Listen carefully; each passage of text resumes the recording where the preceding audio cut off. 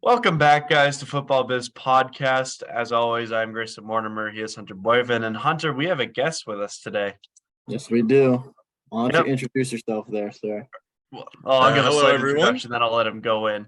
So, hailing all the way from North Carolina, originally Dublin, is Mr. Evan Maguire. Now, Evan has been in a football chat with Hunter and I for a little bit. And he wanted to hop on. So, Evan, take the floor. Well, it is an honor to be the first ever guest on this podcast. I've been looking forward to this for the past few days, especially when you started up this whole podcast. I was looking forward to hopping on, being able to talk about all the current topics, especially right now with the World Cup. So I'm glad it's finally here. Well, it's good to have you. We will be discussing the World Cup round of 8 today. Now, the first match will be Friday. But yeah, we have some big topics to talk about, and we'll hop right into it. So the first matchup that we will have is the Netherlands against Argentina. Very big, hotly contested match. One that I think has a very good chance of going to extra time. So obviously Argentina's flying in the offensive zone, but have been a little suspect defensively. They did let up a goal against Australia. That game ended 2-1. I personally actually have the Dutch going through. I think that it'll be a very close matchup, could go to even penalties, but I think the stingy defense led by Van Dijk will be enough to stop Messi. All right. Yeah, I think if you had this game in the group stage, I would put the Netherlands on top. But I think finally Argentina's kind of getting in the rhythm of things. So I'd say it's definitely closer than it would have been then. I'm going to give the slight edge, maybe, I think, to Argentina. It's not going to be by much. I could sense an overtime game, maybe not penalties, maybe so, but I'm going to put Argentina on top, probably just by one. I see this going the whole way and extra. So I don't got any definitive thing that tells me that one is better or the other, but I am going to put Argentina through on this one. Yeah, for sure. Evan, go ahead. Yeah, I kind of agree with both of you. Just looking at this matchup, I think I have it down as a 1-1 draw, and really it'll probably go to penalties in my opinion. Really going from there, it's just how do they stand up? Really, do they have any good penalties wise? Will the keeper make any good judgment on where to go? Because really, so far in this World Cup, the penalties have been atrocious. Really, just from the players taking them. It's way too predictable for the keepers, and that's really why they've been able to make all these saves. So really it'll come down to where they shoot at what corner and how much power they put on it. But yeah, if I really had to make a prediction, I think history will repeat itself like 2014 and Argentina will get through. Yeah, I mean, in my bracket, I have 1-1. So, I mean, that kind of just, I mean, even though I have the Netherlands by a very slight edge, I do think Argentina could very well win this match. I'm not going to count them out. I think it'll be a 1-goal margin myself. I think maybe a 2-1 or a 1-0. And if it's anything more than that, I'll be quite surprised. The Netherlands defensive structure is very good. And I mean, there's some guys in that team that are finally flying. Denzel Dumfries is finally looking like the player we know he is. And Memphis Depay is back. So there's definitely some quality going forward with the Netherlands. And I think that Argentina will dominate possession, but I mean, the Dutch are definitely gonna be a very locked defense and one that I think will frustrate the Argentinian strikers on the day. Now, if it does go to penalties, I would give the slight advantage to Argentina because of the goalkeeper experience levels.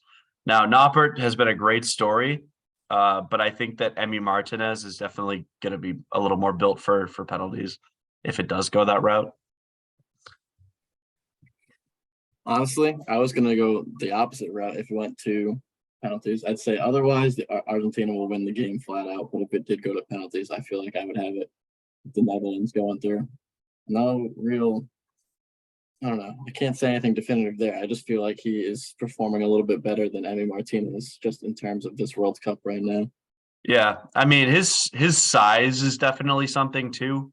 Considering Noppert is 6'8", the dude is absolutely massive, and takes up a lot of the goal. Uh, but that being said, I mean he has played less than 50 It's professional experience. matches. So I mean, Evan, It's what's a your tough take on call. that? It's a very tough call. I agree with what you said earlier. It'll probably come down to who really wants it more. Will Argentina try and press and go for the goal? But they've already had issues really trying to attack already, especially now that they're coming up against this defense. Really, I feel like Louis van Gaal will let the defense dictate the game with the likes of Van Dijk. So it'll really just come down to who will be the hero at the end. Will Messi come through, or will it just go to penalties anyway? In my humble opinion, it'll just go to penalties. Yeah, no, absolutely. I think that there's definitely going to be a lot of frustration from Argentina, um, because they are going to want to attack. I mean, Messi's obviously had a good tournament so far, but he also hasn't come up against the likes of Van Dijk or Nathan. Even Nathan Ake is having a good tournament. Um, yeah, I mean, we'll see. I think the battle will definitely be in the midfield. Frankie De Jong is going to have a good game if you're the Netherlands. He's been decent so far this tournament, but hasn't really had that breakout game yet. Um, and then also for Argentina, I mean, on the flip side, you're gonna need a big game from the likes of De Paul or I can't think of his name, but Alistair. The likes of De Paul are gonna have to have a good game centrally. Um, so Memphis is not going to be forgiving here, and Gakpo is not going to be forgiving here. So you're right; they got to be on top of their game because one slip, absolutely. like we saw against the USA, Netherlands take advantage of every situation you give them. So they really do have to be on top of their game there. Yeah. And if I'm Argentina as well, I'm definitely going to want to start Lissandro Martinez. I don't know why he didn't play against Australia. I believe he was on the bench. Um, Came off on the bench yet. yeah, This is I told. would. You absolutely have to start him. I would say right now he's your best center back in form. Man, you are kind of having a stinker of a season for their standards, but he has still shown that he's class. And I think him with Christian Romero is definitely going to give their defense the best chance going forward against a speedy Netherlands offense, including the likes of Memphis So Depay. keep Lautaro Martinez on the bench, please. For the love of God. He can't. He's pulling his Lukaku right now. Alvarez looks great, I'd say, up top Yeah, right yeah. now. Evan, go right ahead. Yeah, really, they'll have to be able to dictate and just keep possession and just break down that defense. The only thing is, will they able to retain the ball as well? Because that was the one issue that the US had. They kept on attacking and attacking and attacking, but at the end of the day, they couldn't get a shot on goal. Really, they were trying to walk it in. Apart from that one half volley attempt from Tim Weah, so really, it's going to come down to, will Messi be able to break through like he was able to do against Mexico and Poland, really trying to, do what he usually does, just dance through the Mhm. defense. Yeah. And yeah, the Netherlands are definitely the toughest defense that he's going to see, and potentially throughout the whole tournament. I would say even in some cases, potentially even more than a Brazil. But yeah, we will see what happens in that game. It is a toss up. I think the Netherlands have the slight edge, but um, we will see what goes on there. Um, and it's a big matchup. It's probably the first huge matchup. One that people I think are going to have trouble predicting in the knockout stages. A lot of them, I feel like we're somewhat straightforward, but um, we're gonna definitely see a I think a tightly contested match and one that no one's going to really be able to predict. And actually, as I'm reading here, Croatia Brazil is actually going to be played before this match. That match is actually the 2 o'clock game.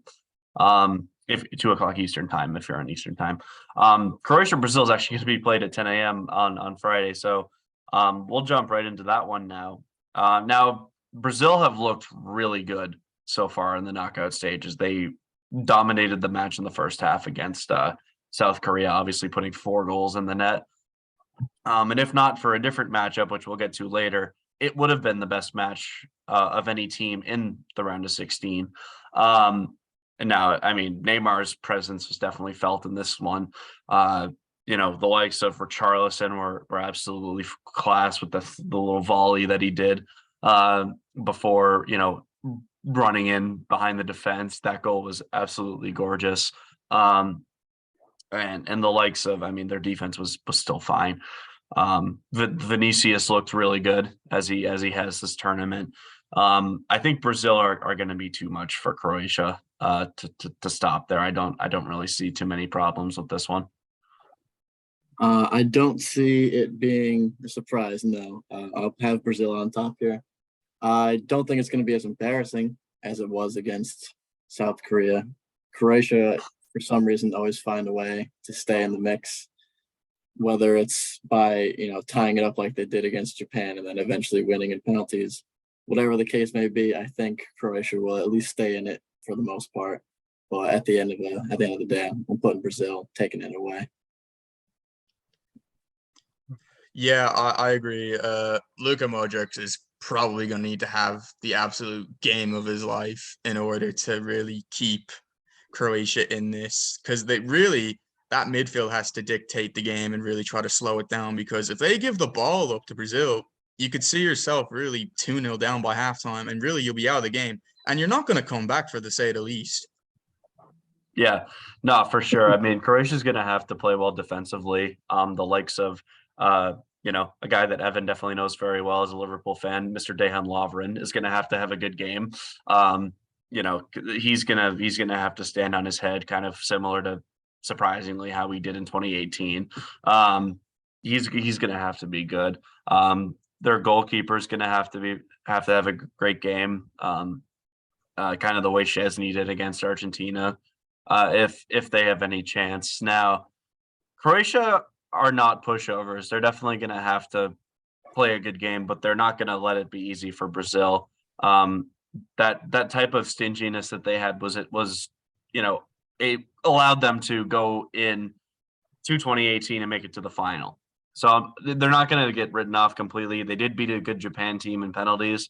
Now Japan didn't know how to take penalties in their game, but it was brutal. Japan didn't know how to take penalties in their game, but I think what has to happen is, you know, Croatia's definitely going to sit back and defend. There's no way, but it's really just a matter of having their defense just stay strong against the likes of Neymar, Vinicius, Richarlison. I mean, in the end of the day, I do think Brazil has way too much firepower going forward, and I think it'll take a team like the Dutch or Argentina for any chance to stop them.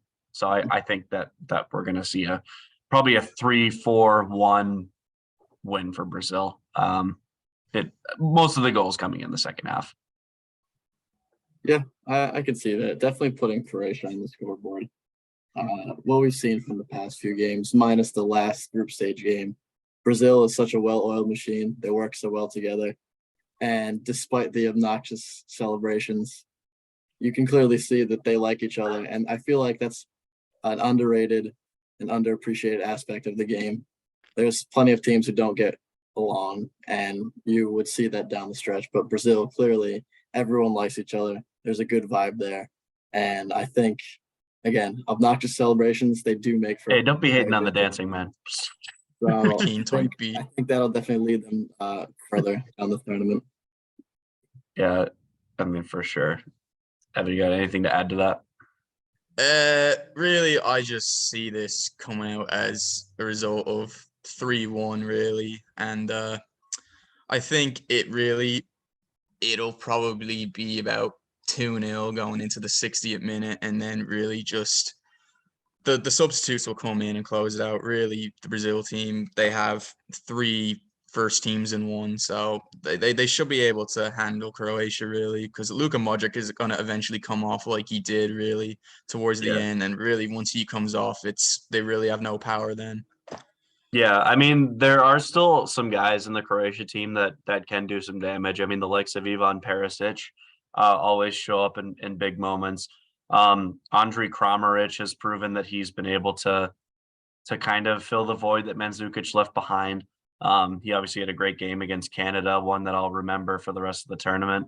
So the likes of him, I mean, he can definitely break into behind Brazil's back line if they're undisciplined. And then you got, Croatia does have a good midfield even without Modric. I mean, the likes of Brozovic and Kovacic are still in the mix there. Guys that play for big clubs like Chelsea, and I believe Brozovic plays for Inter Milan, if I'm not mistaken. So, I mean, Croatia's midfield definitely is going to be able to battle the Brazil midfield, but I think the difference is definitely going to be the attack compared to the defense. Obviously Kramaric, I said, is decent, but I mean, he's not Neymar, he's not Vinicius, he's not Richarlison or whatever else Brazil throws at that back line. The one player I think that that is in this Brazil team that should absolutely get benched is Rafinha. I think that they have better options than him. I would personally use the likes of either Gabriel Martinelli or Rodrigo. I just haven't seen enough from Rafinha, and that doesn't go for just a tournament. I think that kind of goes for just his career as a whole right now. He hasn't really done too much for Barcelona to really impress me, because especially when you have Vinicius on the left, and we know what a class player he is. I think that the right wing could be improved, and Brazil has the guys to do it. I think, well, Neymar moves around a lot, and if you have someone like Rafinha who's kind of struggling on the right, Neymar will make up for it because he goes all over the place. He's all over the pitch, and he can play pretty much any attacking position. One more thing that I wanted to add to this matchup is the speed. Croatia, in comparison, is such a slow team when you look at it against Brazil. That's going to be – the wings are going to be abused. Even the middle is going to be abused. It's going to be, now that I think about it, maybe a rout a little bit. You got the experience for Croatia, but Brazil is scary. I'll just leave it at that. Like I said, yeah, they'll probably just gonna want to slow down the game, not really try to give away too many counterattacks, because if they give that ball away, they're done, really. Honestly think this could honestly end up maybe potentially being worse than Korea if they don't play their cards right. So, like I said, just slow it down and you'll be able to survive a bit longer. Yeah, one thing I will say is, and I think that certain players have kind of made me eat my words in this aspect, but one thing that this tournament definitely has proven is experience is vital. The likes of Thiago Silva and Pepe, the fact that those guys are still doing it at their ages has been a testament. And I think that Croatia is going to have to lean on their experienced players like Luka Modric if they're going to do anything. And I think Croatia's midfield has the power to potentially dictate the game. And I think it just depends on how well Neymar does. And one thing I said last episode was for South Korea, if they have any chance, if they got to foul Neymar, it's going to be similar. If he plays that roaming position as an attacking midfielder, which I think he will, I mean, he's going to have to get fouled if they have any hope of trying to stop him.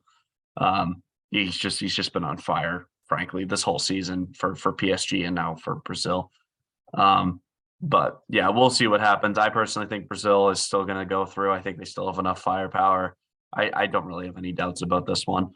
As for the next matchup, so we got 2 on the Friday and then 2 on the Saturday. The first matchup for the Saturday is 10 a.m. Eastern time. It is Morocco against Portugal. Now, Hunter and I both had Morocco going through. We called it in the last episode. I said 2-1. It ended up being a 0-0 draw going to penalties. And then Spain, decided to turn into Barcelona in the Champions League. They absolutely choked. They couldn't score a single one. And Yassine Bounou went from being 18th in La Liga to deciding to turn into prime Lev Yashin. So absolutely phenomenal performance from Morocco defensively. They're definitely going to have to do something similar if they have any hope in this match, because if I was Cristiano Ronaldo, I would be very scared because I am probably not going to start the rest of the tournament because of Gonzalo Ramos. That guy, I mean, I hadn't really heard of him too much. I don't really follow the Portuguese league too much, but he does play for Benfica, kind of filled the void that Darwin Núñez left behind. And I mean, he's absolutely going to start in this matchup. I mean, there's no doubt about that one. I think he's going to be potentially a breakout star of this tournament because I have Portugal beating Morocco in this match. I think Portugal's, maybe not the squad Spain has, but I would say they're still pretty good, but they're absolutely playing like a cohesive unit right now. And I mean, they're just going to be too much for this Morocco team. Agreed. I think Portugal looks a lot like Brazil in the aspect of the teamwork. It's a well-oiled machine. Morocco has been really impressive defensively. I think that's obviously their highlight when it comes to how they've been winning these games. And of course, the keeper has been putting in an absolute clinic. I don't think it's enough. I think Portugal will definitely be too much for this team. With or without this new revelation of Gonzalo Ramos, I would have said that regardless. But now that he's in the squad and he's already pulling that like he did in that last game, I'm probably going to put Portugal at like a 3-1 win here. And I'm not even super confident on that one goal from Morocco. I don't see them having the firepower for the goal, but I want to give them the credit that they deserve. So it's kind of like a sympathy goal. I do think that Portugal just run the route on this one as well, but not as bad as Switzerland.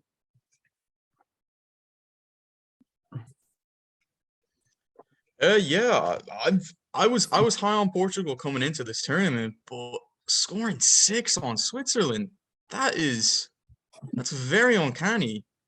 And I've tried to like remain, like lower my expectations on Portugal because every single tournament I've been high on them in the past, they've kind of just been a letdown, like especially in Euro 2020. Like I had them going far and they really just dwindled out and they got embarrassed by Germany. And really they didn't have the firepower I thought to beat Hungary, but they managed to finally break through. But with saying that, they've really come far now ever since then. Like I think they finally have the chemistry that they needed because they always had the world-class team, and this is probably the best team that Ronaldo has had in his career. And now to see it finally all come together now is brilliant, and especially now with what their manager Santos has been able to do. He's somehow figured it out because I honestly thought he should have been sacked a while ago because he was really just hanging on to that Euro 2016 victory. But I think now, with that being said, they should be able to handle Morocco fairly well, and I say they'll probably win 3-0. I'll go 3-0. If he starts the exact same team with Ramos starting, they should definitely be able to soar on through. Yeah, I mean, I'm going to give a lot of credit to Fernando Santos for doing what a lot of people didn't think he was going to do. A lot of people thought that he was just going to keep Ronaldo in the team because of his name, and that ended up not being the case. He went with the young kid over him, a guy that's younger than all three of us, to put that into perspective. So yeah, I mean, he absolutely decided to light the place up, and if you told me before the match that Portugal is going to score 6 on Jan Sommer, I would have called you crazy. Especially with the two center backs in front of him are both like good players too. It's not like Switzerland's defense is made of string cheese. It was Fabian Schär and Manuel Akanji, both in the Premier League top 3 right now, like Newcastle and Man City respectively. Like I thought these guys were gonna, give the likes of Joao Felix and Bruno Fernandes a headache. I really thought that they were gonna, press on and go for it. And that ended up not being the case. And fair credit to Portugal's attack because I mean Ramos had barely played for them and he went in and scored a hat trick. I mean that type of thing's crazy. And let me just add one thing to that too. Just a reminder, Brazil played this team and they only managed to beat them 1-0. So just put that into perspective of how potentially good this Portugal team actually is. Yeah. I mean, I absolutely think that they have a route to the final. I think that no discredit to Morocco here. They've played a phenomenal tournament, but I do think that out of the teams left, maybe other than Croatia, Morocco is probably the weakest team left in the final eight. I think if Croatia played Morocco again, they obviously played in the group stage. It was 0-0. I think Croatia would probably edge out the win, just because of their midfield. But I mean, I think the likes of Ziyech will potentially give Portugal's backline a bit of a headache. But I mean, outside of him and Hakimi, there isn't really a world-class player in the Morocco team. Obviously, Bunu, I think, is on the fringes there for the way he's been playing. And obviously, he does play for Sevilla, who not this season, but traditionally have been pretty good in La Liga, obviously winning a bunch of Europa Leagues under Mr. Count Dracula, Unai Emery. But I think that, with the 3-1, 3-0 result, I think that's fair. I don't think that there's going to be too much trouble going forward with Portugal. I don't think Ronaldo's going to start. I mean, Hunter and I both said that you should start him last match. Both of us were definitely wrong. We realize now that they're probably actually better without him. But I will give him credit here, because while he hasn't particularly been smiling on the bench for Man U, I mean, his face was as happy as anybody when Pepe scored. So he's clearly, I think, unlike Club, I think he's just happy to see his team winning here. Since it still is, a collective goal for the World Cup, he can still put his name on it, even if he doesn't contribute as much as you might think he would. Yeah, agreed with that. I'm going to put my stamp on that one, Portugal, for this one. Nothing else to say for me. Yeah, it's this, like I said, this is the best team that Ronaldo has been able to play with in his entire career. And with that being said, he doesn't really need to do anymore. Like, sure, he may not be starting, but he'll still get enough playing time. Like, we already seen it yesterday. Even though his goal was offside, he still had a lot of input in that game in order to make it, a bigger result than what it already was when he was coming in. And the thing is, he's getting older. It's not that he's finished. It's just naturally, as you get older, you're not going to be playing to the height that you are, especially now with Messi. He's still 2.5 years younger than Ronaldo, so he still has a bit more time left in him. And that's why I believe he's still playing to a better caliber than what Ronaldo is playing at right now.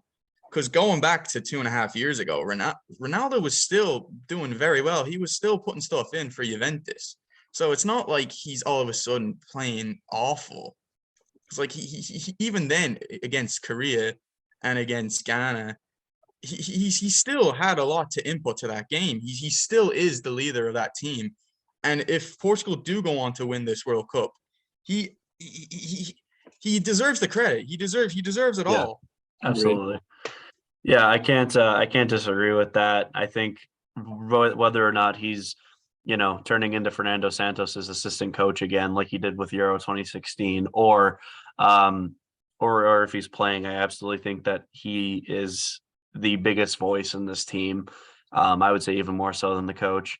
But I think Santos has proven that he can stand up for himself, and I think that the decision to start Ramos ended up paying off, and I think that it bodes well for them the rest of the tournament. And I just think that they're going to be too much for Morocco. But even if Morocco do lose this match, their tournament is not to be discredited. They played their hearts out. They did everything that a lot of people I don't think didn't think they could do. They topped a group with two of UEFA's giants in it. And then, the team that ended up topping CONCACAF, and, they handled all of that with relative ease. Morocco is one of those teams that has yet to lose a match in this World Cup. So there is a lot to be said about that. They're one of the few teams that didn't lose all three or didn't lose in the group stage. They did tie and then have 2 wins, obviously. So they're going to be tough, but I just don't see it. I don't see it happening. Unfortunately, it's a tough result for them, but I think Portugal is going to make the semifinals. 100%. Yeah. So that brings us to our final quarterfinal matchup, and I would say what is the biggest matchup I think we've seen so far, even more so than Spain versus Germany. It is one that has historical relevance to it, one that I think is going to have two nations squabbling like old ladies. England versus France. I am very excited for this matchup. I really am. I mean, you got two of the best teams in the world going against it right here in the quarterfinals. Now, this is a matchup that you could easily see in the World Cup final if the opportunity presented itself.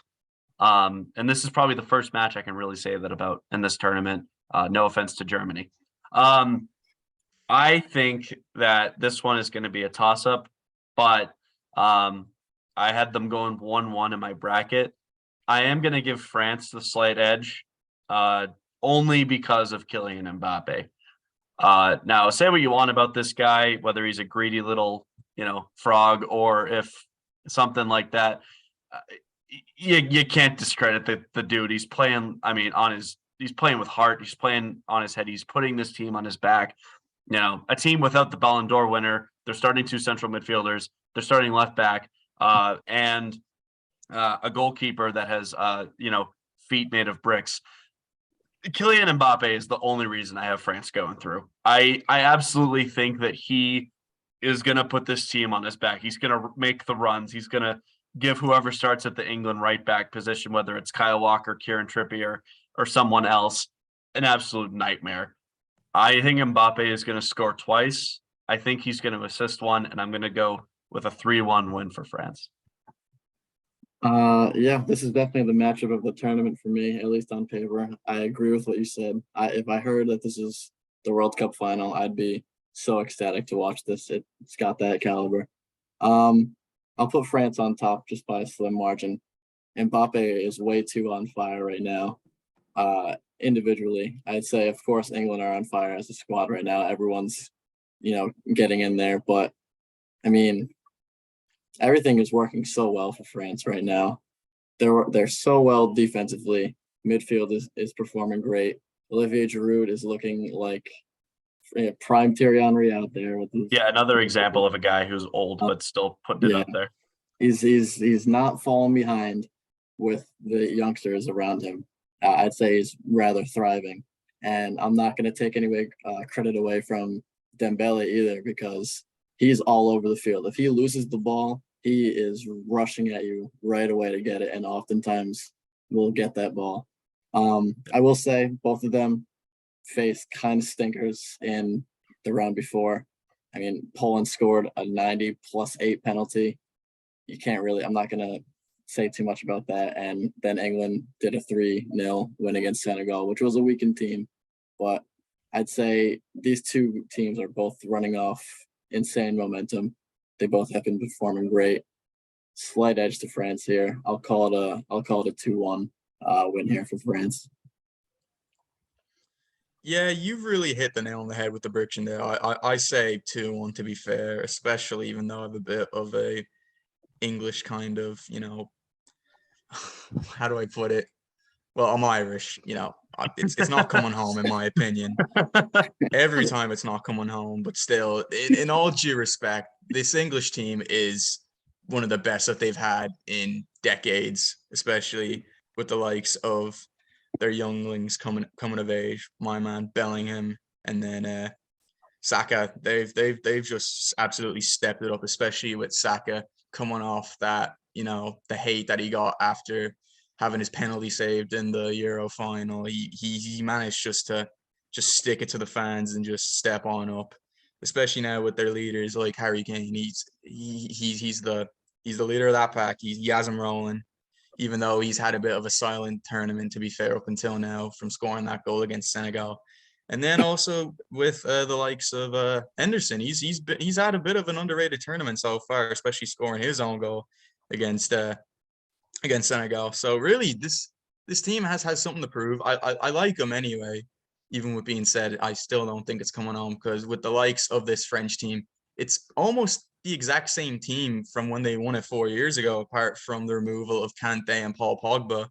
And even then, that they don't have, I guess, Karim Benzema. But this is going to be a bit of a hot take. I think, honestly, France don't need Benzema, and I think that they played better without Benzema, because if you looked at them in Euro 2020, they didn't have that firepower. They didn't have that fight that they usually had in the past. I think now that with the chemistry that they have with Olivier Giroud, it works better with that team. I actually can't disagree with that. As good as Benzema is, and obviously he just won the Ballon d'Or, and as a Real Madrid fan, I absolutely love the guy. I agree. I think that Giroud actually does fit the French system under Deschamps a lot better than Benz does. And Hunter, you mentioned injuries. It's funny. Out of the guys that you would think would be injured, Ousmane Dembele would top that list, and he's actually fit for once.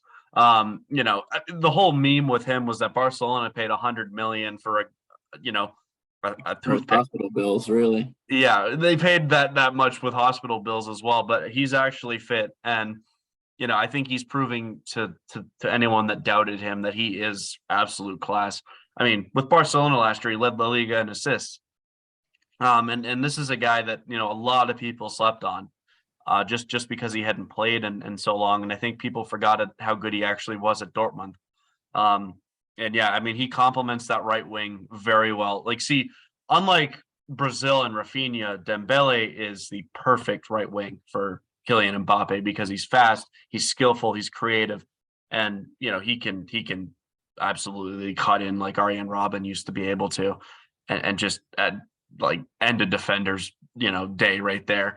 So if I'm Luke Shaw, I'm scared. If I'm whoever plays right back for England, I'm terrified. And then the center back pairing, is going to have to deal with Giroud, whether it be Maguire and Stones or a different pairing. Evan is obviously, unfortunately, has a similar last name to the Man United stalwart there. But that being said, he's actually played well at the World Cup. He seems to always play well for England and just not for Man United. So, I mean, still, Giroud's going to give them both a headache. I mean, he's potentially good for a goal here. But I think the French defense can't be also slept on either. Ibrahimo Konate's back. Evan knows very well that he's a great defender for Liverpool. One of the best when he's fit. Upamecano is also, I mean, a phenomenal center back. Hunter knows him from Bayern Munich. I mean, those two have been fantastic this tournament, and not to mention that when you lose one Hernandez, you put another right in for him. Theo is arguably an upgrade on Lucas for left back. I mean, Theo's been phenomenal since he transferred to AC Milan. And then Pavard at the right back spot.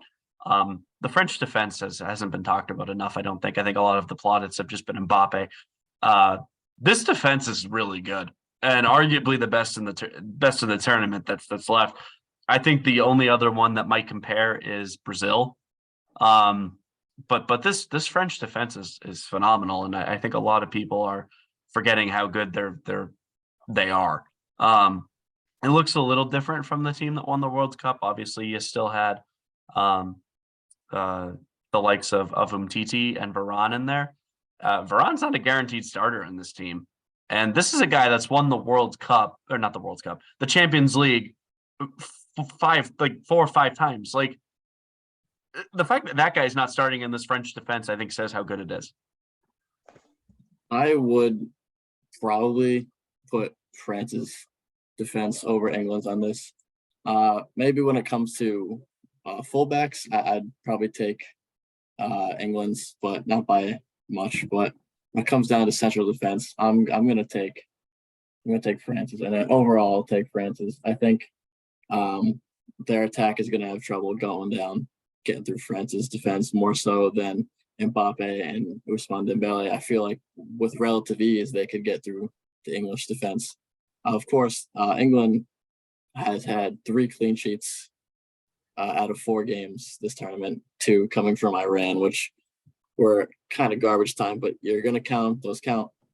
Whereas France has only had 1 clean sheet this tournament. They've let in 1 goal each game except for the last of the group stage. So, I mean, I guess technically, if you want to look at it like that, England's defense is better. But if you're putting these two up against each other, I think England finally concedes, and a few, really. Yeah, I think with this one it's gonna be the midfield again, really, because you have those superstars up front on each team, really. So whoever can win the ball for their side really gets to dictate this match and really gets to put it into their world-class striker, whether it be Giroud or Kane. That's where the battle's gonna be won, I think. I actually think that England has that's the one place where England does have the advantage, I think, is the midfield. Um, Now, one of the guys that France is using in place of Pogba or Conte is Adrien Rabiot. Um, and no offense to him, but why the hell is he in this team? I out of all of the quality that France has, even on their bench, like Kamavinga is on their bench. Now I agree with playing Chouameni, he's phenomenal, but I don't know why Rabiot is in this starting lineup. Like it does not make any sense to me. He's the one guy in that team where I'm like, what Deschamps, what are you thinking? There's just guys in France that I think are a lot better than him. And I think England that if he starts, I think that bodes well for England. And obviously you still got the likes of Chouameni and Griezmann in there too. Uh, but I don't really understand it. And actually, I'm looking at the lineup now. Varane did play over Konate, but even then, I mean, that's still really good. And then Jules Koundé actually did play right back. Kind of just again, it says how quality the French defense is. Yeah, no, I think the likes of Bellingham are actually going to have a field day with dealing with Rabiot. Same with Henderson and Declan Rice as well. Like Rabiot's just not the level that those guys are. Even Henderson at 32 is by and far a better player than Rabiot. I mean, it's not even a contest. I think England actually may win the midfield, but I think the defense and the attack for France are just too good. Now I do want to give a quick shout out to the family of Raheem Sterling. I hope that they are doing really well. His house was burgled.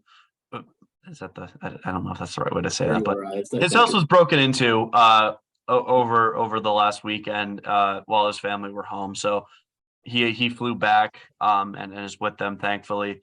I hate to hear that. There's a lot of cases, especially I feel like in England and Spain, where these guys are, I get that they're rich, but they still don't deserve to have their houses broken into.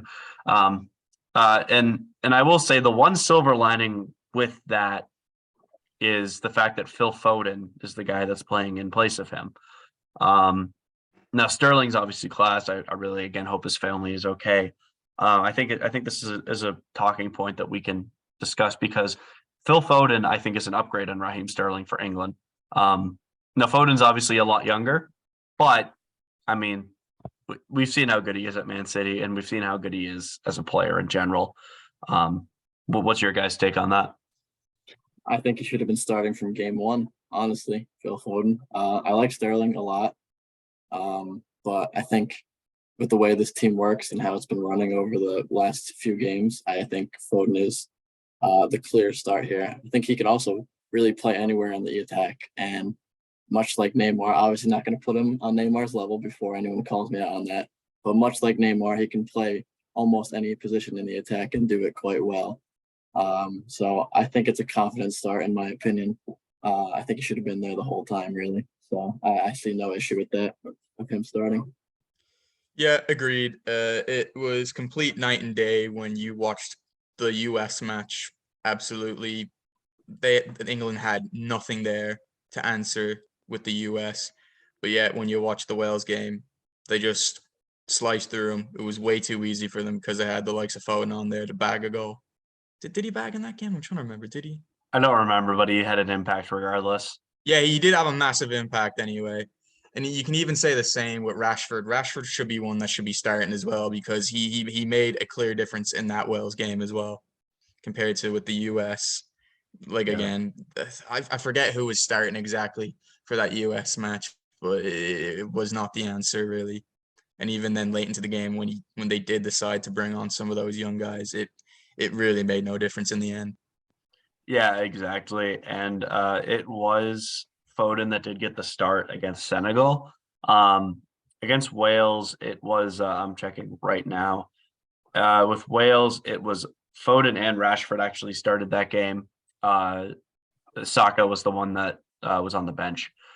Which, I mean, Saka, you absolutely have to start him. There's no question. I think Saka has a case for being England's best player at the tournament thus far. I think you got to start him at right wing. He's made that position his own for both England and Arsenal. I think you got to use him. And then, I mean, if you're on the left, I think both Foden and Rashford are viable options. Rashford's obviously a little more goals minded, but I think Foden just brings so much more to the table, whether it be his creativity, his passing, or just how he can just keep the ball for a long extended period of time. I think that's the one thing Rashford lacks that Foden does have. And while Rashford, I think, has a bit more quickness to him, Foden is by no means slow. So I would start Foden at left wing with obviously Kane in the center and then Saka on the right. And I think that midfield three of Henderson, Bryce, and Bellingham will complement England very well if they have any chance at winning this match. I'm not going to completely write them off, but sorry, boys, it's not coming home. You're going to lose to the French. It's not happening for you guys. I'm sorry, but France is winning this match. Yeah, France for sure. I'm going to give a lot of credit to Antoine Griezmann here. I don't think he's gotten on the score sheet. He's got an assist or two, but off the ball work and just distribution, I think he needs a lot more credit than he's been getting. I think he's one of those cases where it comes to national team play, he's just a monster, like compared to club play. Whenever he's playing for France, he plays fantastically, and there's no skipping a beat here. He looks amazing. He's been running the mid. I've been seeing him running all over the place as well. I think he complements the attack very nicely. You have him underneath Giroud. So I think it's a nice bit of a pace transition because you got these two way too fast people on the wings with Dembele and Mbappe, and you got someone who really can't run for his life up at the top. I think he's a nice kind of mix in the middle. It kind of works out whatever they're doing. I think he's going to be a game changer in this game, whether he's on the score sheet or not. He's going to be one of the game changers against England, in my opinion. I can agree to that. Yeah, I agree too. Griezmann has been playing very, very good in this tournament, but yet no one really seems to recognize it. Like when he came on last minute versus Tunisia, it clearly showed that there was a big influence there because he was unfortunate not to get that goal for the draw because he was just slightly offside. But really, he's kind of having that same situation that Giroud had back in 2018, where he was a massive, massive, massive asset to that team, but yet he had no goals to show for it. Yeah, I mean Griezmann is very class. We all I think know that. And I mean he's finally back at Atletico Madrid, so I have hope that he can kind of get his club career back on track. I think that move to Barcelona was absolutely disastrous for him, both for him and the club. I mean we've seen the Barcelona financial situation. It's not pretty. He was part of the reason why. And I think Atletico absolutely pulled off a coup to sell him and then get him back on loan and now permanently.